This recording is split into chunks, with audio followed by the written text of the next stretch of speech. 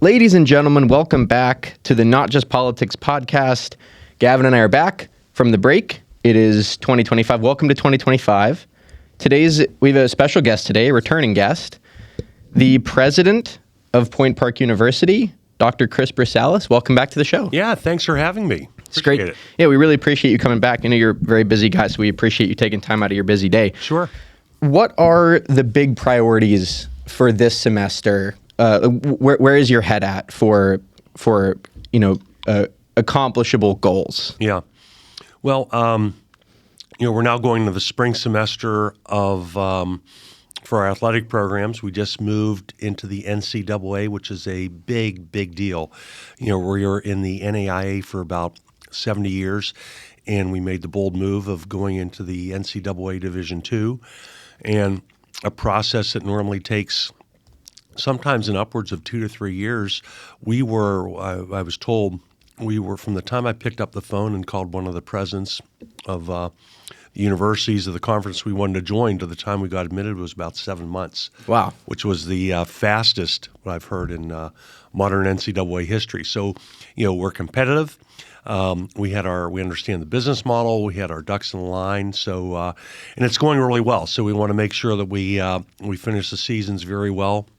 And the other big move, which we just announced, was this last week, is in our Conservatory Performing Arts. We just reorganized that, and we opened up 2 new schools. Mm-hmm. So previously in our conservatory, we had 3 departments: dance, theater, and cinema arts. And, we have a world-class conservatory. Mm-hmm. We have one of the very top dance programs in the United States. We're doing amazing things in theater and cinema arts.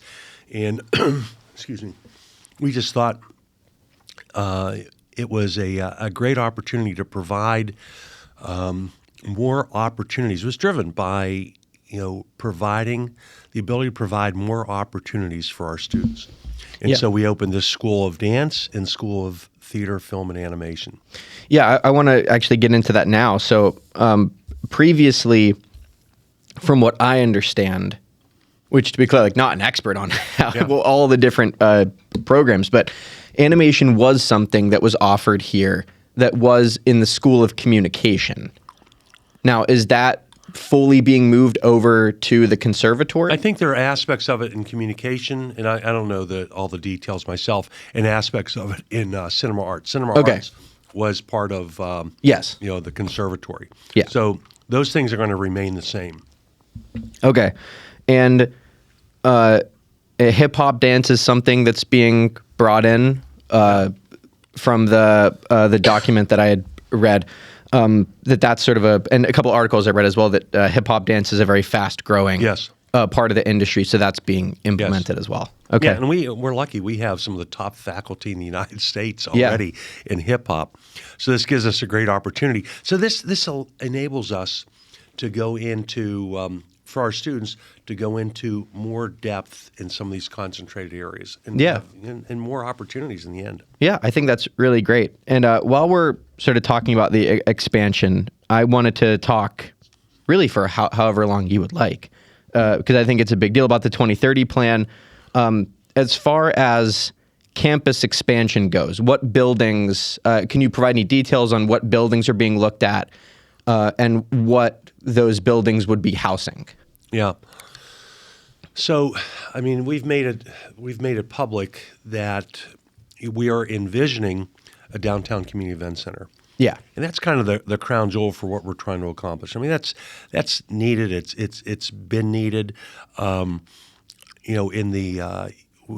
engaged the Urban Land Institute this past winter last year and in the spring. And as part of their study, they identified that we really needed a larger space for people to congregate in activities. Mm-hmm. And with our strategic plan, we're really leaning into our strengths. And our strengths, and I've been saying this as downtowns across the United States transform, Unfortunately, the office workers aren't going to come back in droves. They're coming back, but not like it was. Yeah. They're going to become centers of arts, entertainment, and recreation. Well, that happens to be within our sweet spot. Yeah. And so one of the areas that we're getting into is in entertainment. I mean, look, we have an outstanding sports, arts, and entertainment. We added music, management program. Yes, that's the other. We're already doing so much, through the conservatory in this area of live entertainment, and we're really doubling down in that area. And we're working with organizations like Tate and Claire and X House was just on campus, and we reached out to industry. Matt Pascal, the interim dean of our School of Arts and Sciences, talking to industry, the entertainment in the entertainment industry. What do you need? What are you looking for? And we created this new program in entertainment production engineering. Mm-hmm. So we're making we're putting an emphasis in the area of entertainment. Well, this downtown community event center would be kind of programmed, and the model would be similar to the Pittsburgh Playhouse. I mean, the Pittsburgh Playhouse isn't just simply 3 beautiful theaters. Right. I mean, it is a learning lab for It's our a facility. students. It's a facility. Yeah. It's a learning lab for students across all 6 of our, now 7, across all 7 of our skills. Yeah. To not just perform there, but all the aspects of operations. And this downtown community event center would be the same thing for live entertainment. Right. And then, oh, by the way, you'll also be able to play basketball here, volleyball, wrestling, so our athletic programs, right. recreational facilities for our students, people who live in the folks who live in the community, greatly needed. Yeah, there's a couple things I wanted to talk about there. That was my first question, was the differences between that community center and what the Playhouse is. Because the Playhouse, from what I understand, kind of serves that purpose for the university right now. Events are held there. Yeah. But so that's going to be good for live entertainment. Do you see? Because from what it looks like to me now, athletics has been moved into a new division. Performing arts is getting expanded. Mm-hmm. There have been expansions and improvements, I think significant improvements made to the comm department since I got here, just from the restructuring that Bernie Ankney has done and all the stuff that Chris Rawlinson and Andy Conti and everyone else has done. Yeah. It seems so. Is the future of the university moving? I guess it's sort of always been about those 3 things, maybe at the end of the day, but there are these sort of other sort of off the wall programs that Point Park offers people. It's esports and mortuary services and education. So one of the fastest growing majors that we have is that program we have with PIMS. Really? That's one of the fastest? Institute of Mortuary Sciences, yeah. Okay, that's interesting. I didn't know which is that. amazing. And then, look at our School of Education. Yeah. A lot of schools, colleges and universities across the country are eliminating and downsizing their schools of education. I think education now is our largest school. Really? I mean, it's amazing. Yeah. And when in other places it is in decline. And if you look at what we're doing, we are truly so entrepreneurial and so innovative in that School of Education. That's why we're so successful. I mean, I'm told that we certify more principals and superintendents in the Commonwealth of Pennsylvania than any other institution in the Commonwealth of Pennsylvania, including all the public institutions, by a magnitude of like over 2 to 2.5. It's amazing. Mm-hmm. A lot of the docs going into K-12 leadership, for example, are now coming from Point Park. Mm-hmm. So we are starting a first ever pathways for paraprofessionals to address the U.S. teacher shortage. Mm-hmm. Paraprofessionals working at K-12, working their tails off. We've provided a pathway so they can continue working in their jobs, but enabling them to use their experience while they're on the job, work toward getting a degree in teaching and certification in teaching. No one else is doing anything like that. Mm-hmm. It's amazing. Yeah, that sounds great. And so I guess, and I don't even know if this is the right way to phrase this question, but I'm going to try. A lot of what, and this is just from my perspective, and if I'm wrong, I would love to gain a new perspective on this. But at the end of the day, this is a business as well as is an academic institution. Yes. And I imagine that a lot of I imagine at least to some extent, the decisions that you're involved in on the day-to-day have business implications to some extent. So when you're looking at the numbers, the conservatory, from what I understand, is bringing in a lot of money for the university. And I don't know what the numbers exactly look like for all of those, but are at the end of the day, do those things get more priority over other programs that don't bring in as much money? Or, despite the fact that education, that school might not bring in as much money as the conservatory, is there any sort of a vision that this is something that's vitally important for society to have? Well, let me just talk about the arts. Look at the number. There was just an article, I forget where it was, but about the number of arts-focused colleges and universities that are closing in our own backyard in the Commonwealth of Pennsylvania, University of the Arts. Yeah. We are, because it's very expensive to operate a conservatory model school. Sure. We have a lot of students in that program bringing in a lot of revenue, but it's very expensive. It's probably one of our more expensive programs to operate. Sure. So, and why is that specifically? Just because of the ratios, the space that's required. Oh, right. The space is a big one, right? All the dance studios and all that stuff. Yeah. Does the Playhouse get factored into that, or is that a sort of separate thing? It's kind of it's its own business unit, but it serves the conservatory. But the Playhouse is set up to serve the entire university. And that's one thing I want people to understand, that the Playhouse isn't just a facility for folks in the conservatory. No. That is a facility for everyone in the entire university. Yeah. And that Playhouse, last year we had 324 events in that Playhouse. Yeah. I mean, I'm the honorary chair of an organization trying to raise some big money to do some amazing things here in the community, and I'm trying to find a date for an event for them. And I'm the president of the university. I was only able to squeak out, one day, one afternoon, evening in the whole spring semester.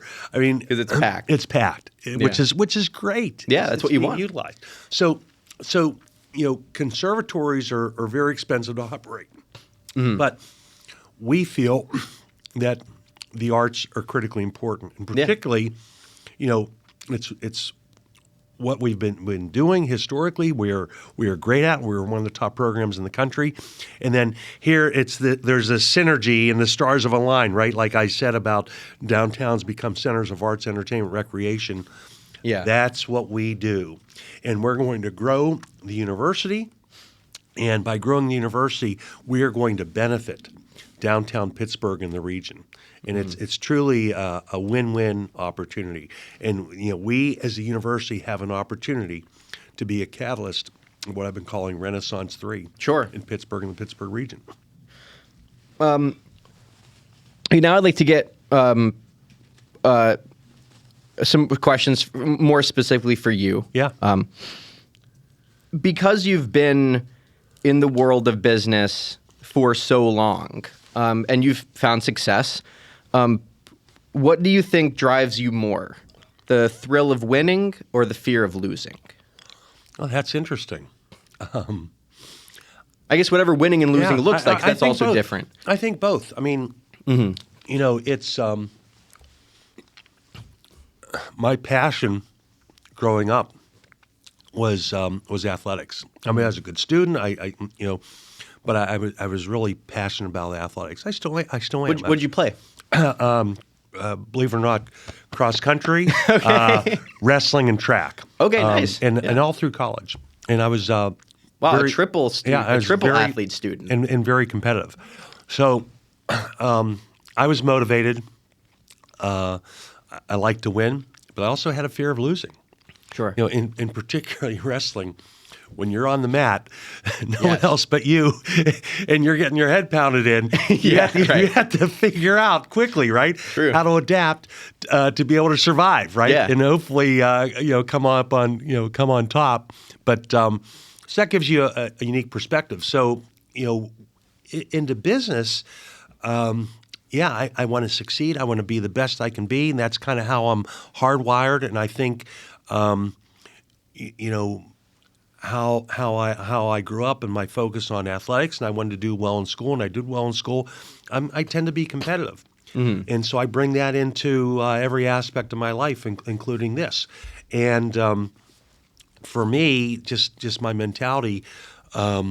Losing's not an option. Sure. I've learned how to be a good loser and a gracious loser, but it's typically not an option. And Sure. if I do lose, and if I got beat on the wrestling mat, I pick myself back up. And how do I go back at it? How do how do I succeed the next time? Right? Yeah, and this is. I'm not sure if you have any thoughts on this, but I'm just curious because I think that competitive drive is probably what makes and breaks a lot of entrepreneurs. Do you have any thoughts on this sort of new media? And I don't know if you paid attention to this or not, but there's this sort of new media, very business-centered mentality on Instagram that is being pushed by like gurus that like claim to know about business, finance, or whatever. And the sort of message that gets thrown out to people is like that anybody can do this. Anybody can just go be an entrepreneur and build an empire, and all you have to do is just go out there and do it.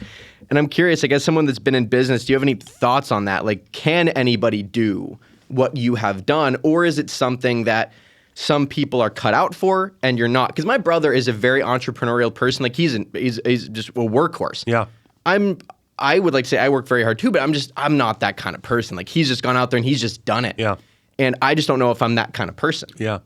Let me use so I'm not familiar with the stuff on Instagram. I'm not on Instagram. But Well, that's probably good. But I'm an old man, so I'm on Facebook and LinkedIn, right? Try to communicate with our students on Facebook, and I know not many of them are out there on that. But let me talk about maybe something I'm familiar with, and I think a good analogy is sales. Sure. Right. In my role, a big part of my job is sales. I have to sell the university. Sales is also advocacy. I have to advocate for the university. Yep. Right? To our alumni, to stakeholders in this community, to legislators, potential donors, and To students. And I did a lot of this in my business. I mean, I had to grow my business. As a CEO, that's a big part of my job. And also, I advised a lot of major corporations and large institutions in this area. In one area of selling, people used to think, well, in order to be able to sell or advocate, you had to have certain personality predispositions. You had to be maybe a little more aggressive, a little more assertive, Sure. A little more outgoing than introverted. And I studied this area early in my career because I was working on some top-line revenue initiatives for some major corporations, and I got into the research in this area, and I learned that it's not personality-based. For example, selling or advocating for something is not personality-based because we know people who are not aggressive, not assertive, or wildly successful in selling or advocating, and we know people who are introverted and who are very successful. Sure, that's a good point. And the scientists have found that it's behavioral based. Okay. So I think that, there are certain personality predispositions I think can grease the skids Sure. and maybe make it easier for someone to be an advocate or sell a product, service, their business, or be an entrepreneur. But I also think it's behavioral based. And the one great thing about behaviors is that we all know is that they can be observed, they can be learned, they can be assimilated, and if they're repeated over and over and over and over and over again, they can become the habit level. Yep. Right? So we know behaviors can be learned and they can be unlearned. And so, and I've worked with people in, advising them. I've worked with entrepreneurs. I consider myself an entrepreneur. Or whether it's selling, I think that anyone can do those things if they, if they're motivated. You have to be goal-directed. You have to have the energy, motivation to want to do whatever, be an entrepreneur, and you also have to be goal-driven.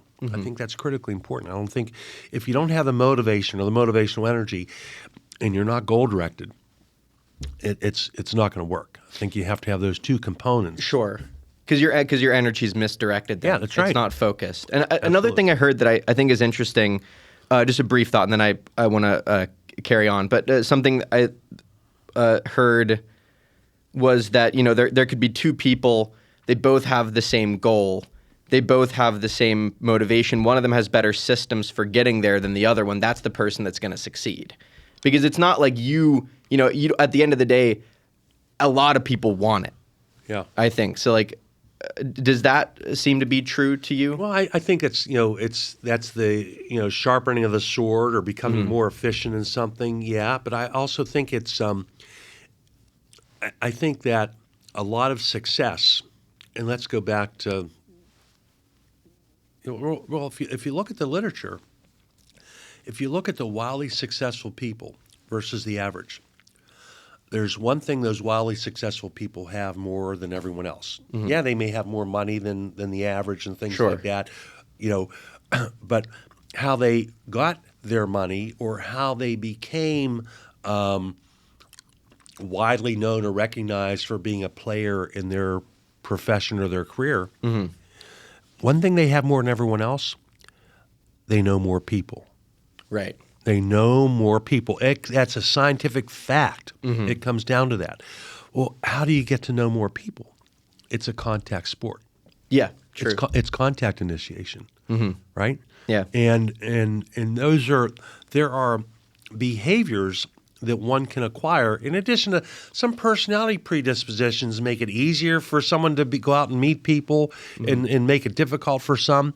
But there are also behaviors that people learn that inhibit them from getting out and networking, meeting more people. Sure. I mean, I think that's one of the secrets of success. As long as you have integrity, that box has to be checked, right? Sure.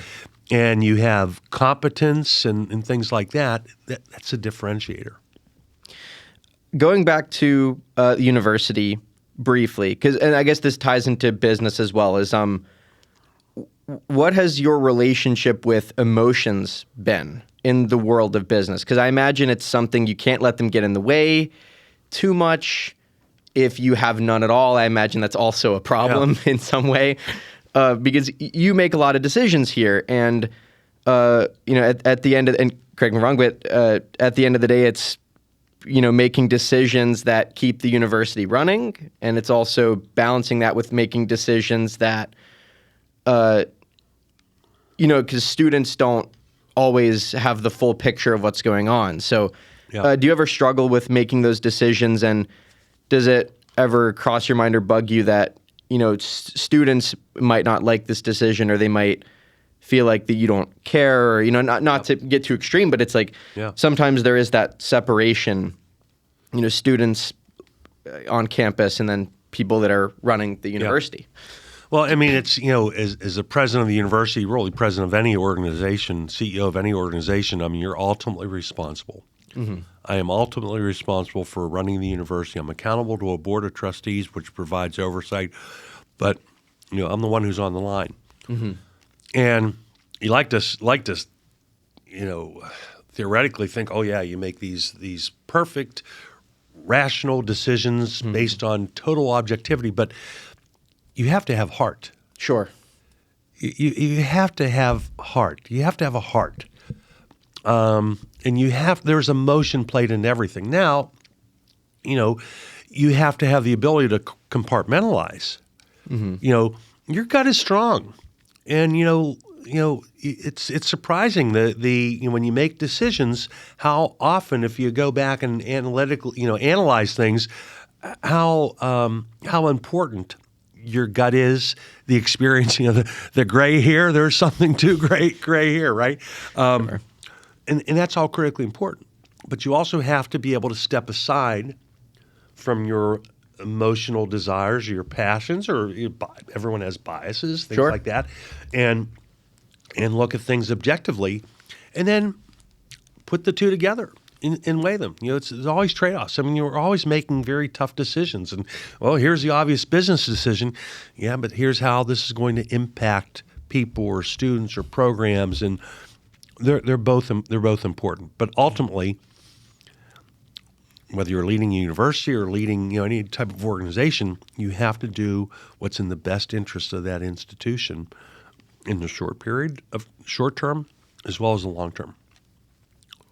How have your perceptions about students and their lives and their situations changed by spending this now increased time on campus that you've spent? You're around all the time. And it's the best part of my job. Mm-hmm. Unfortunately, I mean, some days my days are in 15 minutes, sometimes 30-minute blocks, and it's chaotic. Mm-hmm. But any chance I get, anytime I have a break, I'm outside. You are on campus a lot. That's what drives me. Yeah. And it's important for me to do that, not only because it's energizing. I mean, there's no better place to work than a university campus. Mm-hmm. I mean, I'm 60. I would go back to those days in a heartbeat. I mean, sure. It's just energizing, and you realize this is why you're here. Sure. Because when you get that top floor, whatever ivory tower it is. It's easy to, it's relatively easy to sometimes lose focus because you're just so caught up in the details and the business. But walking on campus, talking to students, engaging with students. I mean, my wife and I attend almost every event that we can, across the board of activities, because it's important because it keeps us grounded and in touch with our primary customers, our students. It's our students, our alumni, the community. But those students are critically important. That's why we're here. Mm-hmm. And it's motivational, and it's just a constant reminder of why we are here, why we're doing this. It's for our students. Mm-hmm. And did any of your perceptions change when you got here? Whether they be good or bad, or just about Point Park, or just I learned a great deal more. I mean, I was Point Park was a client of mine over the years, on and off over the years. I was on the board, but the perspective is very different sitting in the president's seat than sitting in the seat of a trustee. Sure. Just the amount of information I have, the in-depth exposure to issues is so different, and it's a different vantage point. Mm-hmm. And it's a very, very different level of responsibility. Mm-hmm. Has your relationship with trust changed? Being in business, is trust something that you have a good relationship? I don't know, maybe that's a weird way to phrase that question, but I just imagine, when you're working for these big corporations, the stakes are a lot higher. I'd imagine that you're relying on more people to do their jobs and to tell you the truth and to have accurate information. But I would say they are. I'd say they're even higher here because you're dealing with whatever company producing what other widget or services. I mean, I did a lot of work in healthcare, and it's patients. Yeah, sure. Here it's students. You're doing it for students. You're impacting lives. It's amazing, and it's so awe-inspiring when you look back, and you never know that one 30-second conversation, 5-minute conversation you have with a student, what that could do to change their lives. Because I look back at my own life, and I look at those, a couple of those mentors that I've had, a couple of those 30-second encouragement, things like that, enabled me to pivot, or enabled me or directed me to make a decision, which had an impact on the total trajectory of my life. Mm-hmm. So it is such an awesome responsibility and an awesome opportunity, I think, to work in higher education and to work at a university and to have that that opportunity. So it's I think it's even more complex. I've worked with a number of Fortune 500 corporations, very large institutions, state governments, advised governors, federal government, and nonprofits. And I think higher education is probably the most complex industry I've worked in. Sure, because there's so many moving pieces. There's so many moving pieces. Yeah. Heavily regulated. Sure. Shared governance, right? Yeah.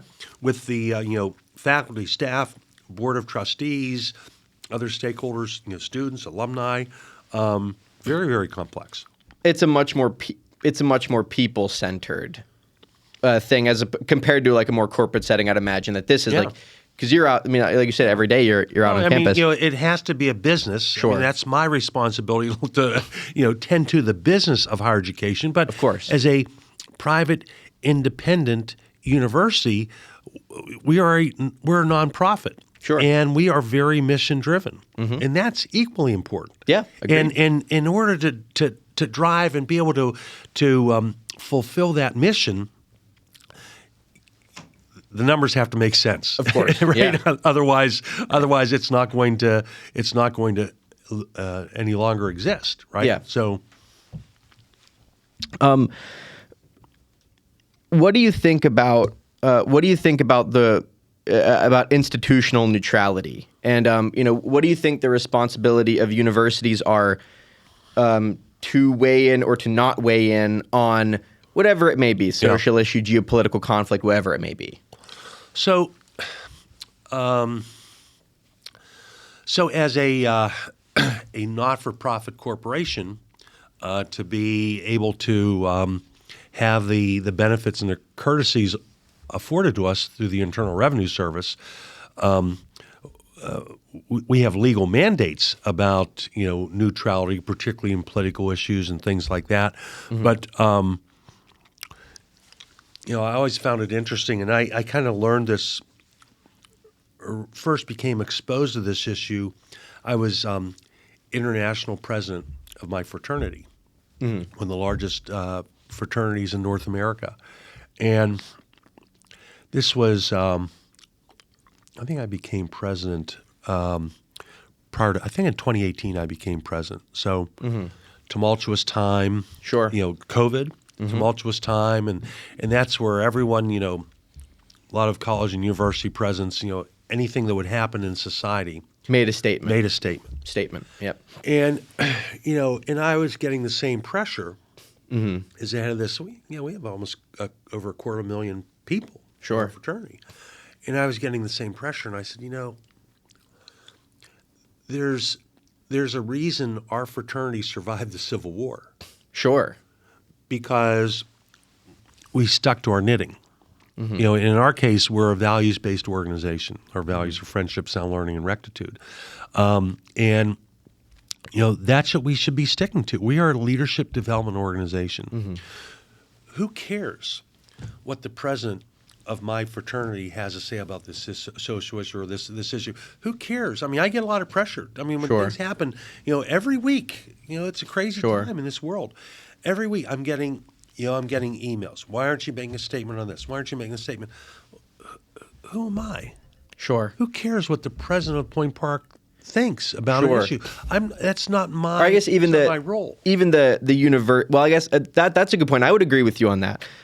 What about the university at large? Because I guess the mentality that would come from students is that I want to go to a place that in some way reflects my values. So I would want them to say something, because I would agree, and I don't think you'll take offense to this, but it's like, why should anybody necessarily care? Like, you have a job, you're doing it. But we have a set of values, and we're going to adhere to those set of values. Sure. And we will make a statement if it impacts us directly, or if something is going on our campus that's not consistent with our value set. And we will not tolerate things that are not, inclusivity is one of our values. We will not tolerate anything that violates that set of values on our campus. Sure.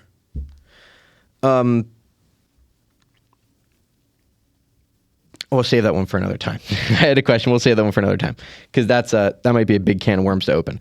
Okay, we have some. I guess I have one more here, and then we have some concluding questions, because we are at about 35 minutes here, so we're getting close to time. So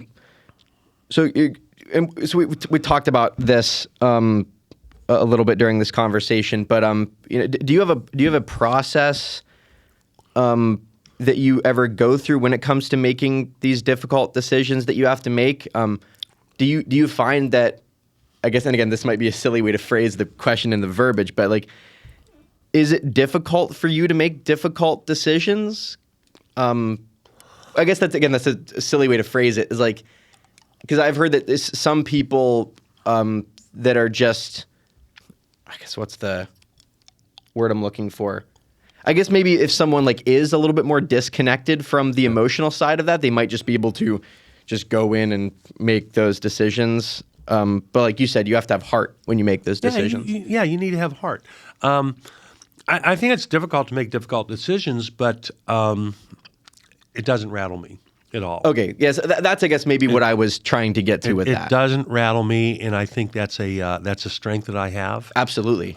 Because sometimes if you're rattled and you're stressed out about something, or you're too worried about what this constituency or this constituency, then I think that that could negatively impact your ability to clearly and objectively think about something. And it's all important. Yeah. The emotions are important, but the objective data is important. And, and I just don't get rattled by tough decisions or stressful situations. And I think that's thank God that's it's a valuable skill. It's a valuable skill that I have. Now, is that something that you think you were born with, or is that something that you learned how to do, or how to? Did you learn a mindset? I really think I learned that skill and honed that skill just by, I think in my case, by being an athlete and a student athlete. Sure. I mean, I was really motivated. I wanted to get really good grades. I got really good grades, but I also wanted to be very competitive. Mm-hmm. And I had to make a lot of trade-offs under a lot of stress, and I learned how to deal with that stress and turn that not distress, but turn into eustress, right? Sure. Eustress is good stress. And I think that I think that the things I did throughout my career, I think, helped me in that area. Yeah, definitely. Because you talked about before how these are skills and behaviors. That sounds like a behavior. I'd say that falls under behavior. It's a behavior. Something learn how that to can be do learned it one way or another way. Yeah, sure. Because I imagine that some of that, most of that, has to just come from experience, right? It just has to come from making those decisions over and over again. I think it's easier. The experience makes it easier, and it's less daunting, and it's less stressful because you have a track record. Well, I know the probability that I'm still going to survive this, right? Yeah. Or I'm going to, but you consider, you have contingency plans in place. Okay, what if this doesn't work? It's not the end of the world, but what are the contingencies?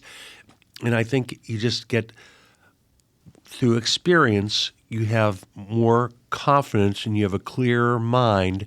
You're not stressed out to make better decisions. Mm-hmm. I think it enhances the probability of making a good decision. Yeah. Okay, we'll have some concluding questions for you before we wrap. This is kind of a fun one that I like to ask people. What do you want your tombstone to read? Well, I tell my wife all the time,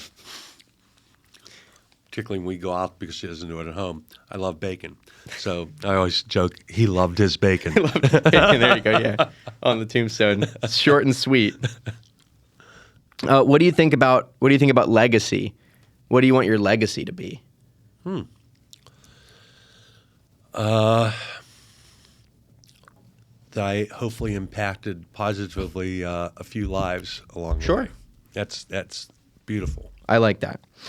So we sat down with you, gosh, it's probably been close to a year. Yeah. A year at this point since we sat down together. Is there anything, anything that's changed about you since then? Something you've learned, or, something that you sort of took with you since we last spoke? I'm having a blast. And that's good. And I love Point Park even more. Well, that's good. Yeah. What's something you're afraid that people will get wrong about you?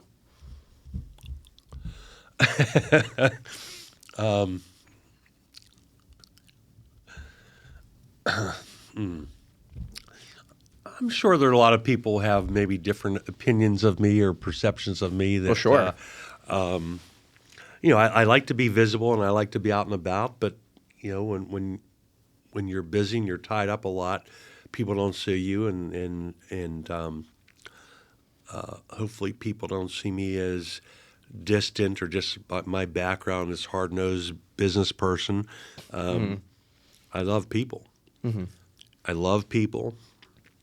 I love to have fun, and I love to nurture and make things better, and hopefully that's what they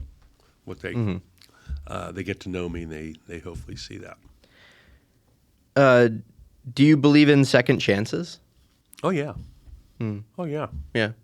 Do you have a Throughout my career, I've always been I'm a glass half full type person, and I believe everyone makes mistakes. I've made a lot of mistakes in my life. People should be afforded second chances with certain Sure, yeah, you can't just parameters and bumpers, yeah. guardrails along the way. But yeah, Okay. What gives you hope for the future? the quality of our students at Point Park. Yeah. I'm I blown mean, away. I will say this. I say this only because I don't have experience with all of the university, but I mean, there are some killers in the School of Comm. Oh. I mean, there's just kids that are. People that are. I feel like they're doing like 10 times more than I'm doing. Sometimes it's like across all of our programs. Oh, I'm sure. I'm sure it's inspiring. Yeah, definitely. I guess we kind of already went over this, but if there's anything else you haven't mentioned, favorite part of your job? I think you mentioned it before, right? The students being here. Yeah. Yes, that's the best part of the job. Yeah. I wish I could do more of it. Yeah, well, that's cool. So I like to bring that one back up if some time has passed to see if anything's changed. That's what you said last time. So that's kind of cool to see. Yeah. It's consistent. All right. Well, thank you, Dr. Brussalis. We really appreciate you taking time out of your day, sitting down with us. Thank you very much. Yeah, I appreciate the opportunity. Of course. Yeah.